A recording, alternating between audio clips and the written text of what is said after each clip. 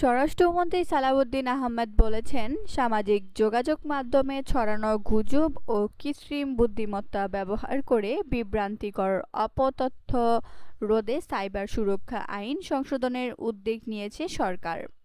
তিনি বলেন, সংশোধিত আইনে মেটাসহ আন্তর্জাতিক প্রযুক্তি প্ল্যাটফর্মগুলোকে নির্দিষ্ট সময়সীমার মধ্যে ক্ষতিকর কন্টেন্ট অপসারণে বাধ্য করার বিধান রাখা হবে।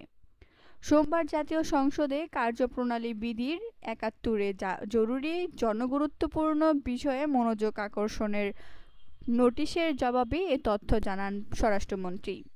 সংসদ অধিবেশনে সভাপতিত্ব করেন ডেপুটি স্পিকার কায়সার কামাল। এ সময় অধিবেশনে নোটিশটি উত্থাপন করেন সংরক্ষিত নারী আসনের সংসদ সদস্য হেলেন জেরিন খান।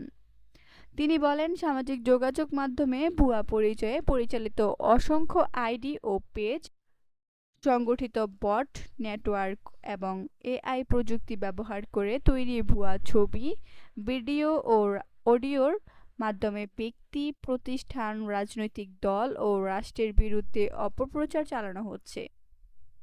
একই সঙ্গে নারী ও শিশুদের অনলাইন হয়রানির ঘটনাও উদ্বেগজনক হারে বাড়ছে।